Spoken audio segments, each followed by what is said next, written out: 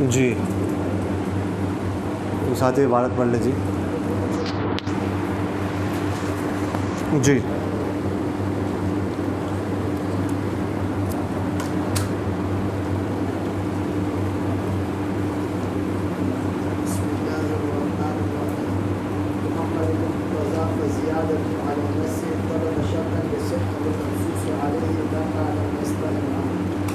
وجب تقديمه لتصديق المنصوص فقد اقتضى وسال مقتضى لحكمه حكما للنص والثابت به يعدل الثابت بدلالة النص إلا عند المعارضة به وقد يشكل على السامع الفصل بين المقتضي والمنصوص وهو ثابت لغة وآية ذلك أن مقتضى غيره ثبت عند صحة الاقتضاء وإذا كان محذوفا وقدر مذكورا انقطع عن المذكور كما في قوله تعالى واسأل القرية إن السؤال يتحول عن القرية إلى المحذوف وهو الأهل عند التصريح به ثم الثابت بمقتضى النص لا يحتمل التخصيص حتى لو حلف لا يشرب ونوى الشراب دون شراب لا تعمل نيته لأن المقتضى لا عموم له خلافا للشافعي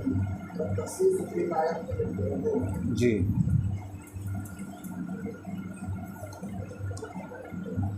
بسم اللہ الرحمن الرحیم. اللهم صل على محمد بعدد من صلى عليه وصل على محمد بعدد من لم يصل عليه وصل على محمد كما أمرت بالصلاة عليه وصل على محمد كما تحب أن يصلى عليه وصل على محمد كما ينبغي أن يصلى عليه. وأما المقتضى، بہرحال مقتضی جو ہے فزیادۃ بس وہ زیادتی ہے عن النص نص پر ثبت جو ثابت ہوتی ہے شرطاً شرط کے طور پر صحت المنصوص علیہ منصوص علیہ کی صحت کے لیے اس کے صحیح ہونے کے لیے کیونکہ منصوص علیہ اس سے مستغنی نہیں ہوتا. فوجب بس واجب ہے تقدیم ہو اس کو مقدم کرنا اس زیادتی کو لتصحیح المنصوص منصوص کو صحیح کرنے کے لیے. فقط اقتضاء النص بس تحقیق اس کا تقاضا اس زیادتی کے تقاضا کے نص نے. فصار المقتضى بس ہو گیا مقتضی بحکمی اپنے حکم کے ساتھ حکم للنص نص کا حکم مقتضی اس کا حکم دونوں نص کے لیے حکم بن جائیں گے. والثابت بھی اور مقتضی النص کے ذریعے سے ثابت ہونے والا حکم یعدل الثابتہ وہ برابر ہوتے ہیں اس کے جو دلالت النص سے ثابت ہوتا ہے الا عند المعارضۃ به مگر معارضہ کے وقت یہ دلالت النص سے کم درجے کا ہوتا ہے. فرماتے ہیں کبھی کبھار مشکل ہو جاتا ہے سامع پر الفصل فرق کرنا مقتضی اور محذوف کے درمیان. وهو ثابت لغۃ محذوف جو ہے وہ ثابت ہوتا ہے لغوی معنی کی صحت کے لیے. وہ آیت و ذالک اس کی نشانی ہے ان مقتضی غیرہ کہ بے شک جو تقاضا کرے کسی اور چیز کا تو وہ ثابت ہوتی ہے عند صحت الاقتضاء اقتضاء کی صحت کے وقت. وَإِذَا كَانَ مَحْذُوفًا فرماتے جب محذوف ہو فَقُدِّرَ مَذْكُورًا پھر اس کو مذکور مقدر مانا جائے انقطع عن المذکور تو وہ کٹ جائے گا مذکور سے. کما فی قولی تعالی جیسا کہ اللہ تعالیٰ کے قول میں ہے واسأل القریہ کہ تم بستی سے پوچھو. فإن السؤال تو بے شک سوال جو ہے تحول وہ پھر جائے گا عن القریۃ قریہ بستی سے المحذوف محذوف کی طرف. وهو الاہل اور اہل ہے عند التصریح به اس کے ساتھ صراحت کرنے کے وقت. ثم الثابت پھر جو حکم ثابت ہونے والا ہوتا ہے بمقتضی النص مقتضی النص کے ساتھ لا يحتمل التخصیص وہ تخصیص کا احتمال نہیں رکھتا حتی لو حلف، یہاں تک کہ اگر کسی نے قسم اٹھائی لا یشرب کہ وہ نہیں پیے گا نہیں کچھ، ونوا شرابا دون شراب، اور وہ نیت کرتا ہے کسی مخصوص مشروب کی بعض کو چھوڑ کر بعض مشروب کو، تو اس کی نیت عمل نہیں کرے گی، لأن المقتضى لا عموم له، اس لیے کہ مقتضیٰ جو ہے اس کے لیے کوئی عموم نہیں ہے۔ امام شافعی رحمہ اللہ اختلاف کرتے ہیں، والتخصیص فیما يحتمل العموم، اور تخصیص وہاں پر ہوتی ہے جہاں پر عموم کا احتمال ہوتا ہے۔ وَأَمَّا الْمُقْتَضَى،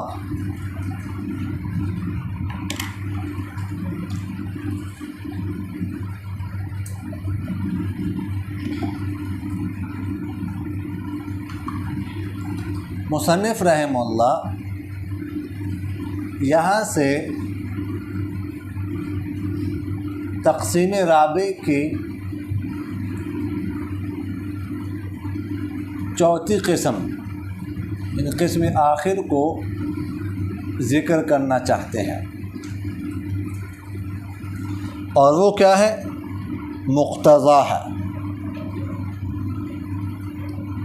اسم مفعول کی صیغے پر۔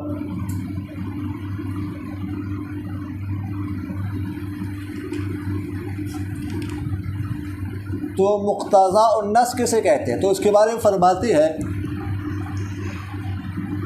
فَزِيَادَةٌ عَلَى النَّصِّ ثَبَتَ شَرْطًا لِصِحَّةِ الْمَنصُوصِ عَلَيْهِ لِمَا لَمْ يَسْتَغْنِ عَنْهُ، کہ مقتضیٰ النص نص پر زیادتی کا نام ہے،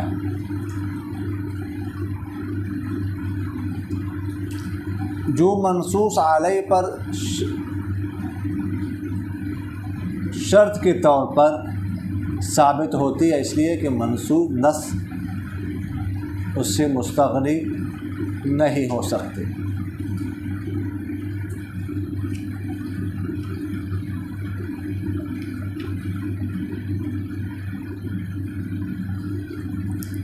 تو کیا فرمایا کہ مقتضیٰ کیسے کہتے ہیں؟ زیادتی کو، اور اس زیادتی کا تقاضا کون کرتا ہے؟ نص کرتی ہے۔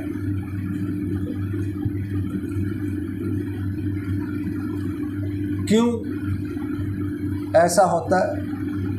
نص کیوں اس کی زیادتی کا تقاضا کرتی ہے؟ اپنی صحت کے لیے،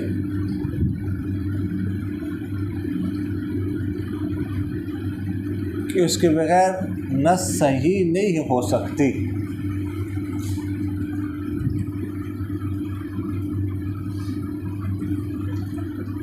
تو نص کو لغو سے بچانے کے لیے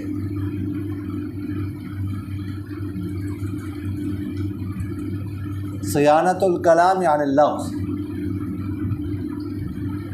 نص کو لغو سے محفوظ کرنے کے لیے یہ زیادتی ثابت ہوتی ہے۔ تو وہ ہے کہ یہاں پر 4 چیزیں ہیں۔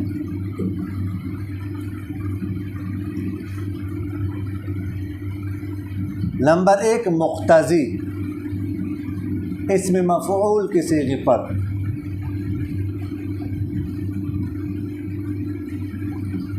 وہ نص ہے تقاضا کرنے والی۔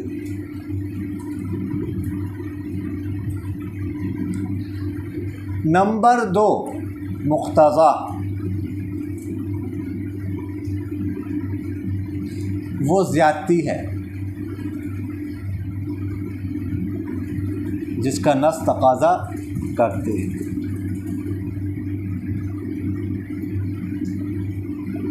نمبر 3 طلب اقتضاء،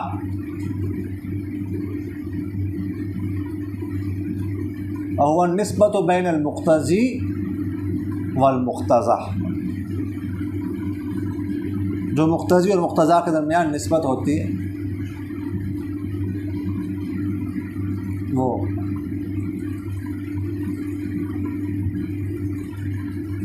نمبر 4 حکم مقتضا.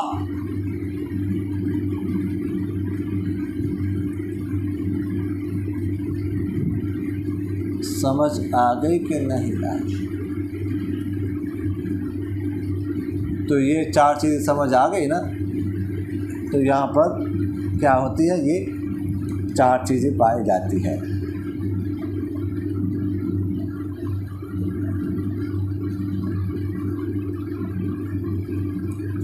فرمایا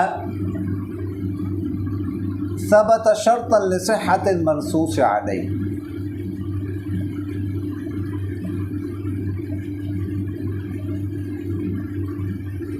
کہ جو زیادتی ہوتی ہے وہ منصوص علیہ کی صحت کے لیے شرط کا درجہ رکھتی ہے.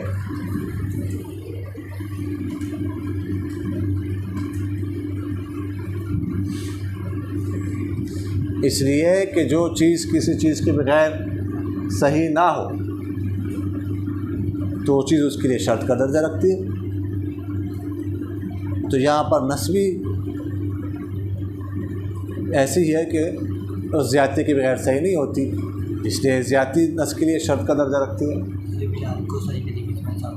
بلال صاحب کون ہے؟ بلال صاحب جی آپ کو بلا رہے ہیں.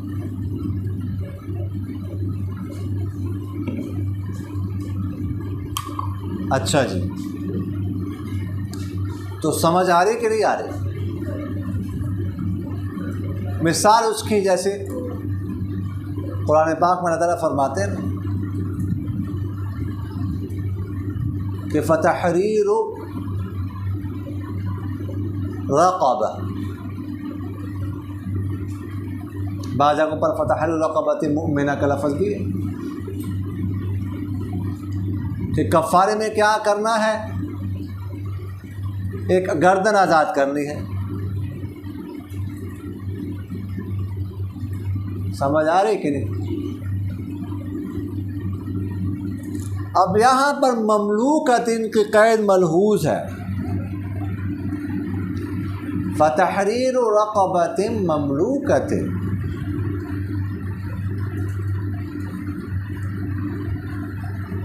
اس زیادتی کا خیال رکھیں گے اس لیے کہ گردن وہی آزاد کی جا سکتی ہے، انسان وہی آزاد کر سکتا ہے جس پر اس کو ملکیت حاصل ہو.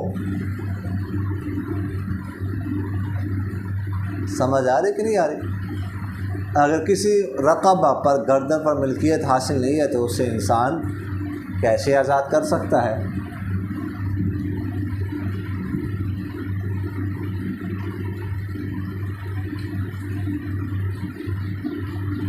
سمجھ آ رہی کہ نہیں آ رہی؟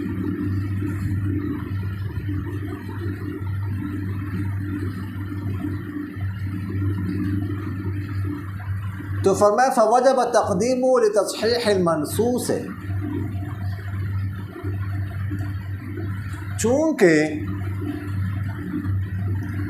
وہ زیادتی شرط کا درجہ رکھتی ہے اس لیے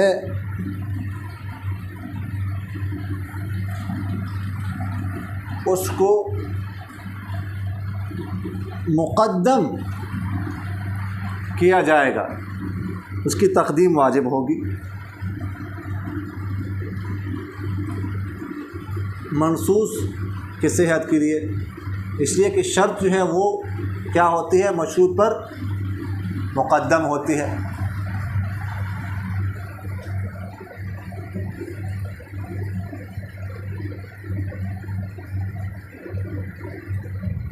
سمجھ آ رہی کہ نہیں آ رہی؟ تو فرماتے فقد اقتضاء النص،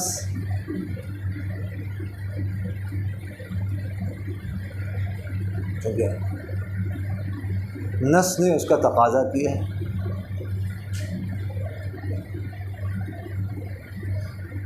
اس لیے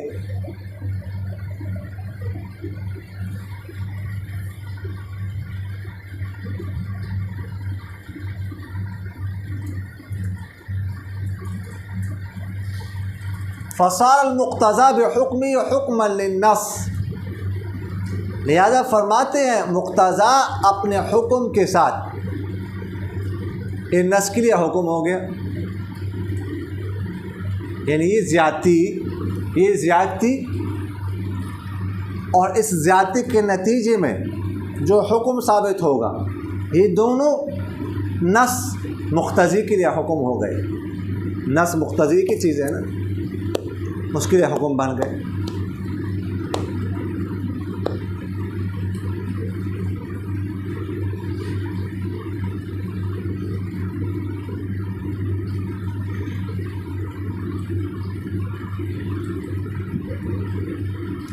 اب سوال یہ پیدا ہوتا ہے کہ جناب والا آپ نے فرمایا کہ مقتضیٰ شرط ہے،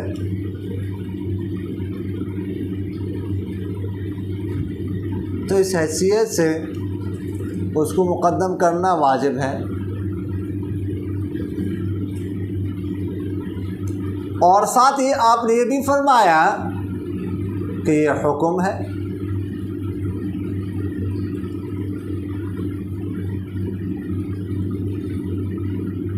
سمجھ آگے کس کے لیے؟ نص کے لیے، مقتضی کے لیے۔ تو اس کا تقاضا تو یہ کہ مؤخر ہو، حکم تو مؤخر ہوتا ہے، شرط ہونے کا تقاضا کیا ہے کہ یہ مقدم ہو، اور اس کے حکم ہونے کا تقاضا کیا ہے کہ یہ مؤخر ہو۔ تو ایک چیز مقدم بھی ہو اور مؤخر بھی ہو، یہ کیسے ہو سکتا ہے؟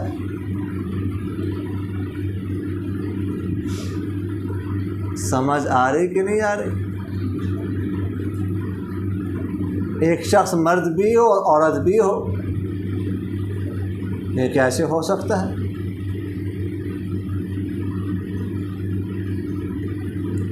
سمجھ آ رہی کہ نہیں آ رہی؟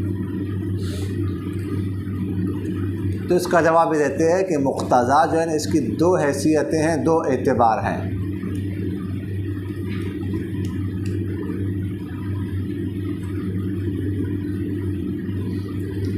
ایک اعتبار تو یہ کہ یہ اس پر چونکہ نص کی صحت، کلام کی صحت، نص کی صحت موقوف ہے، اس اعتبار سے کیا ہے؟ شرط ہے۔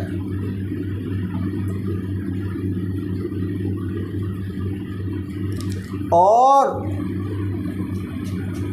دوسرا اعتبار اس کا یہ ہے کہ یہ نص کے تابع ہے، نص کے کیا ہے؟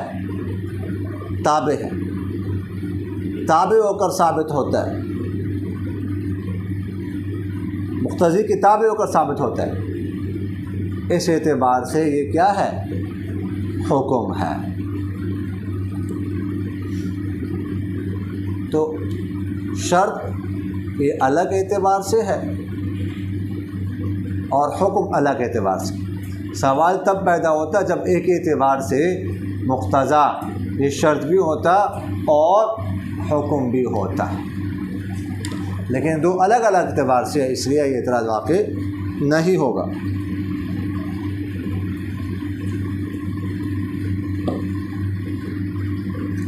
اس کی مثال جیسے کسی نے دوسرے شخص سے کہا اعتق عبدک عنی ب1000 درہم، کہ تم اپنے غلام کو، جو تمہارا غلام، اس کو میری طرف سے 1000 درہم کے بدلے میں کیا کر دو؟ آزاد کر دو۔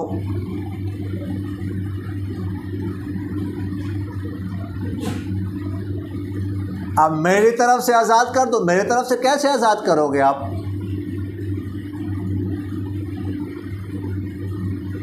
میری طرف سے تو غلام تب آزاد ہوگا جب کہ پہلے وہ میری ملکیت میں آئے گا، پھر میری طرف سے آزاد ہوگا نا۔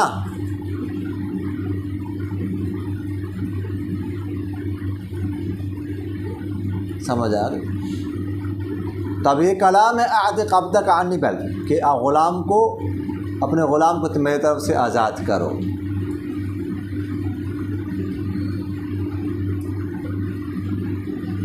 یہ اب کلام تو اس نے کیا لیکن یہ تو کلام صحیح بنتا نہیں ہے جب تک ہم اس کے لیے کوئی زیادتی مقدر نہ مانیں، جب تک ہم اس کے لیے مقتضا نہ مانیں. مقتضا ماننا پڑے گا ہمیں. عتق ہے نا، عتق آزاد کرو، تو آزادی تب ہوگی جب کہ پہلے یہ غلام خریدے گا، اس کی ملکیت میں آئے گا، پھر اس کی طرف سے آزاد ہوگا. تو اب عتق یہاں پر بیع کا تقاضا کرتا ہے کہ پہلے جو مالک ہے اس کا یہ اس کے ہاتھ بیچے، یہ مالک بن جائے، پھر اس کی طرف سے آزاد ہوگا. تو اصل اب جملہ یہ ہوگا کہ بِع عبدک عنی ب1000 درہم ثم کن وکیلی بالاعتاق.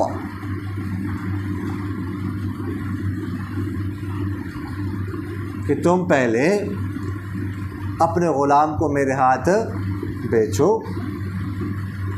اس کے بعد تم میری طرف سے وکیل بنو اس کو آزاد کرنے کا، پھر وکیل بن کر اس کو آزاد کر دو.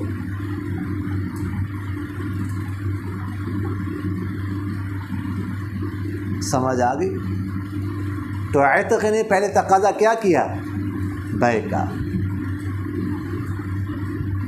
تو عتق یہاں پر کیا ہے؟ مقتضی ہے. اور بیع کیا ہے؟ مقتضا ہے. اور بیع کے ذریعے سے کیا چیز ثابت ہوتی ہے؟ ملکیت. تو وہ حکم مقتضا ہوا.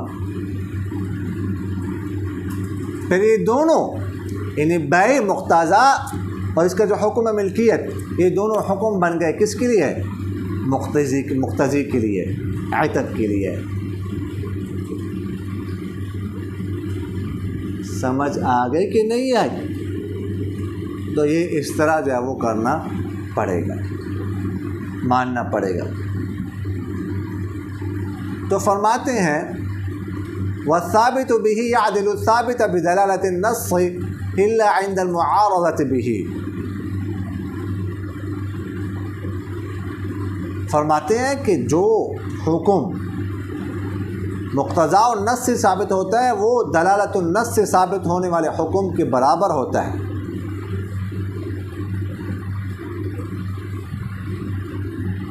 یہ دونوں قطعی ہوتے ہیں.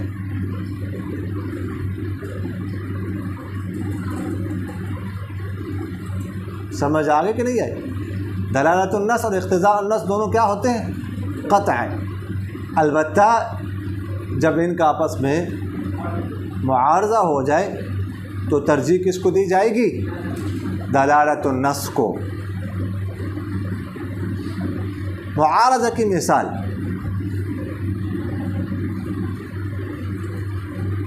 جیسے کہ حضرت عائشہ رضی اللہ عنہا سے آپ صلی اللہ علیہ وسلم نے فرمایا تھا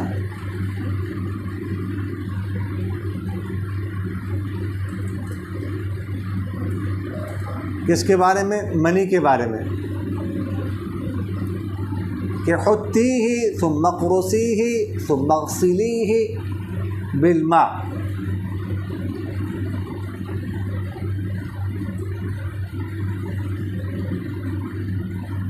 اس کو کرش کر رگڑ کر پھر کیا کر دو؟ پانی کے ساتھ دھو لو.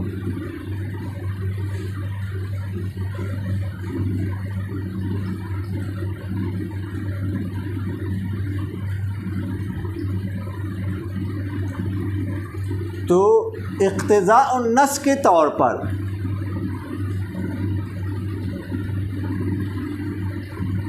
اس حدیث سے یہ معلوم ہو رہا ہے کہ نجاست صرف پانی کے ساتھ پاک ہو سکتی ہے بس. ٹھیک ہے, یہاں پہ پانی کے ساتھ دھو تو صرف پانی سے صاف ہو سکتی ہے بس, اس کے علاوہ پانی کے علاوہ کسی اور چیز سے صاف نہیں ہو سکتی.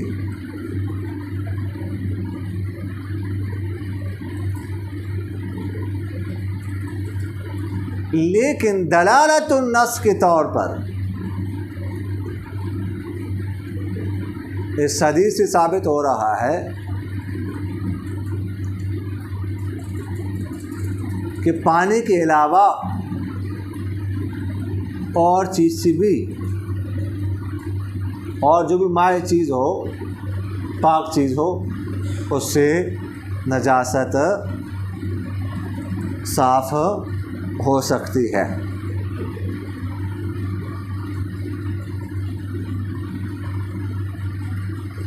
اس لیے کہ اصل تو کیا ہے, اصل حکم تو تطہیر نجاست ہے, نجاست کو پاک کرنا.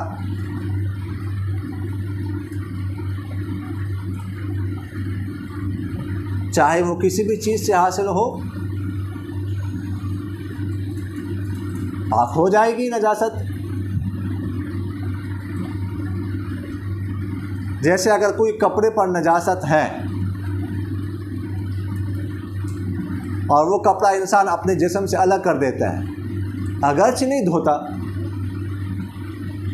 تو ٹھیک ہے, یہ انسان صاف ہو گیا, پاک ہو گیا.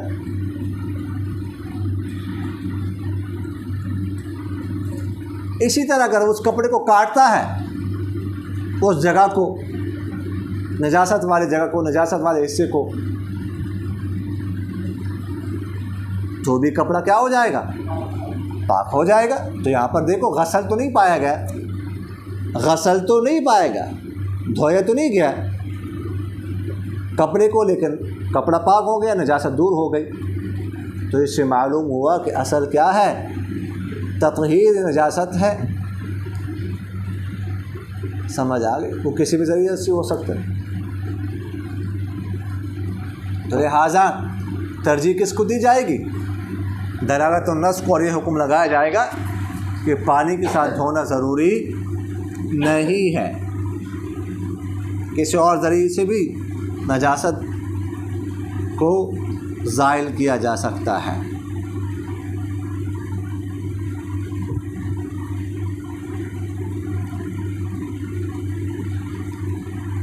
اچھا جی, آگے فرماتے ہیں مصنف رحمہ اللہ کہ بعض اوقات سامع پر مقتضا اور موضوع کے درمیان فرق کرنا مشکل ہو جاتا ہے کہ یہ مقتضا ہے یا محذوف ہے. تو اس لیے مصنف رحمہ اللہ یہاں سے مقتضا اور محذوف کے درمیان کچھ فروق بیان کرنا چاہتے ہیں.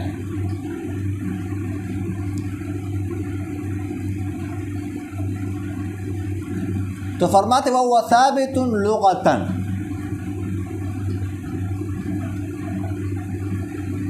یہاں سے پہلا فرق بتایا مقتضا اور موصوف کے درمیان.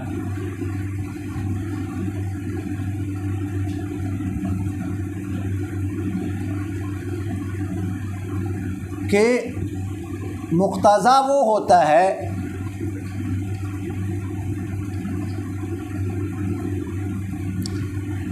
جو شرعی معنی یا عند الباس عقلی معنی کی صحت کے لیے مقدر مانا جائے.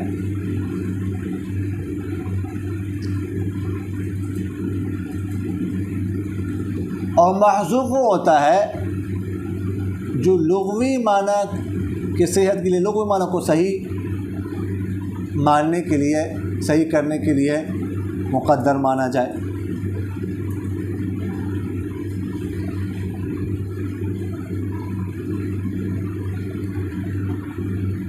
مقتضا کی مثال ہم نے مان لی نا, فتحریر رقبۃ مؤمنہ.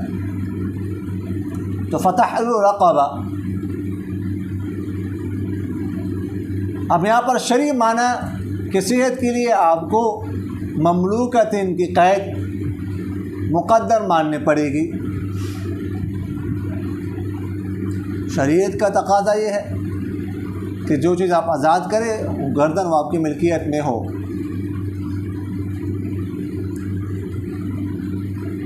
وگرنہ لغوی معنی میں تو کوئی فرق نہیں ہے۔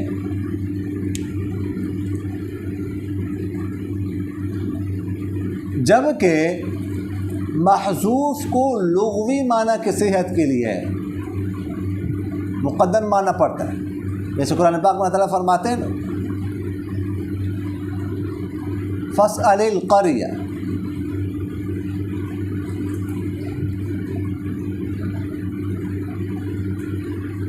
کہ پوچھ لیں، آپ سوال کریں قریہ سے، بستی سے۔ اب ظاہر ہے کہ بستی سے تو سوال نہیں کیا جا سکتا نا، سوال تو کیا جاتا ہے کس سے؟ بستی میں رہنے والوں سے۔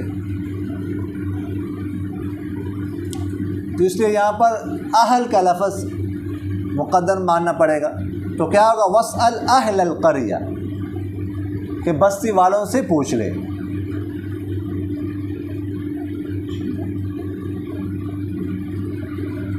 تو جو اہل کا لفظ ہم نے نکالا تو یہ لغوی معنی کی صحت کے لیے، وگرنہ شرعاً تو جو پہلے جملہ تھا واسأل القریہ اس پر بھی کوئی اعتراض نہیں تھا۔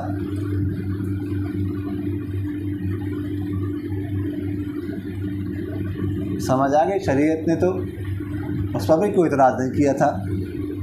شرعاً تو کوئی مسئلہ نہیں تھا کہ شرعاً کوئی مسئلے میں گڑبڑ ہو جاتی، مسئلہ خراب ہو جاتا، لیکن لغتاً تھا۔ تو ایک فرق یہ ہے۔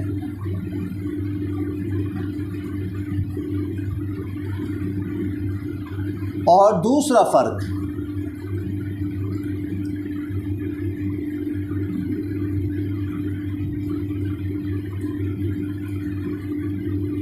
یہ ہے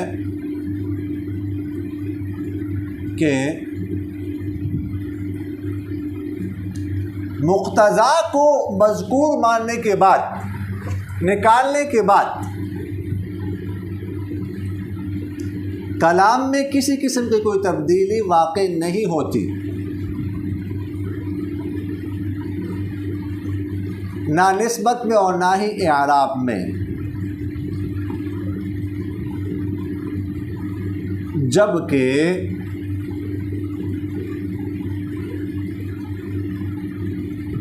محذوف کو نکالنے کے بعد کلام میں تبدیلی واقع ہوتی ہے۔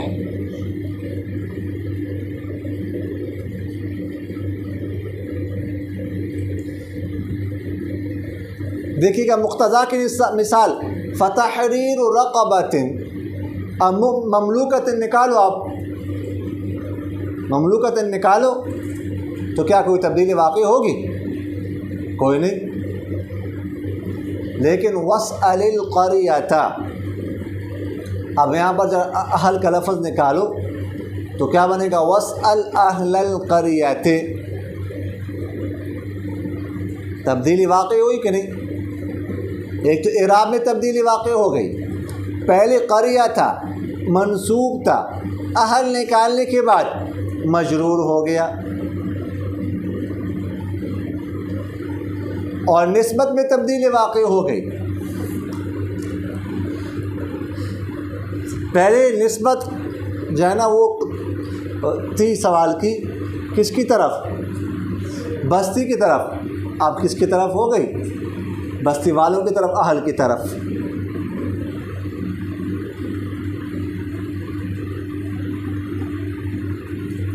سمجھ آ گئی کہ نہیں آئی؟ ثم الثابت بمقتضى النص، یہاں سے تیسرا فرق بتانا چاہتے ہیں مصنف رحمہ اللہ مقتضا اور محذوف کے درمیان۔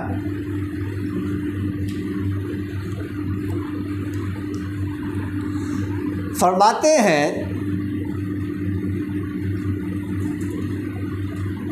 کہ مقتضا النص ہمارے ہاں تخصیص کا احتمال نہیں رکھتا،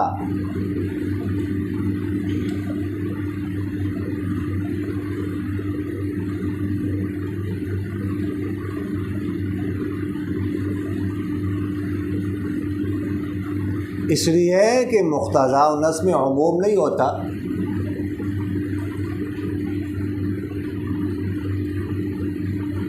اور تخصیص تو وہاں پر ہوتی ہے جہاں پر کیا ہو، عموم ہو۔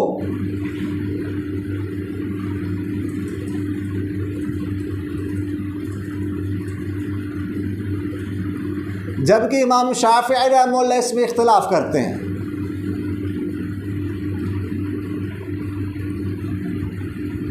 وہ فرماتے ہیں کہ مقتضی النص تخصیص کا احتمال رکھتا ہے۔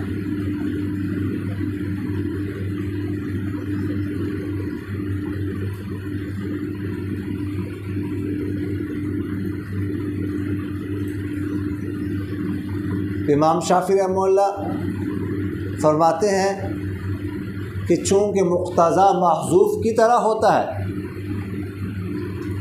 جس طرح محذوف میں تخصیص بھی ہوتی ہے، عموم بھی ہوتا ہے، اسی طرح مقتضا میں بھی تخصیص اور عموم دونوں ہوتے ہیں۔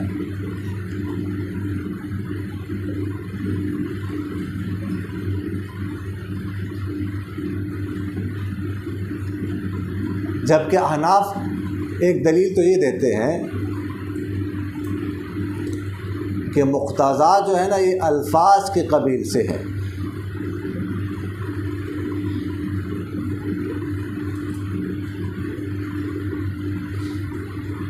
سمجھ آگے کہ نہیں ہے؟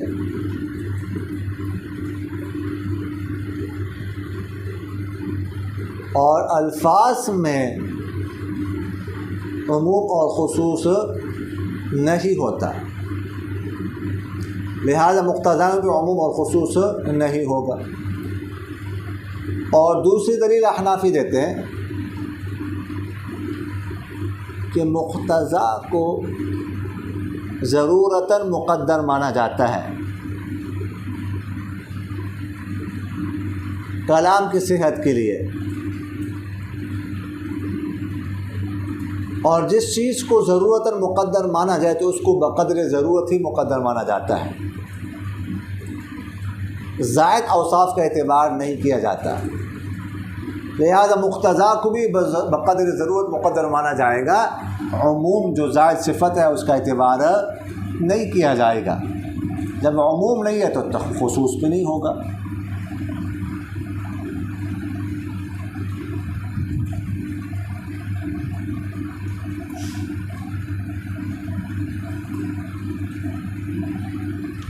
ایک چوتھا فرق یہ ہے جس کو مصنف رحمہ اللہ نے متن میں ذکر نہیں کیا، وہ یہ ہے کہ مقتضی اور مقتضا دونوں کیا ہوتے ہیں، مقدر۔ مقتضا میں مقتضی اور مقتضا دونوں کیا ہوتے ہیں، کیا نام ہے، مطلوب ہوتے ہیں، دونوں کیا ہوتے ہیں، مطلوب۔ اور دوسری طرف سے صرف محذوف مطلوب ہوتا ہے، نہ کہ مذکور۔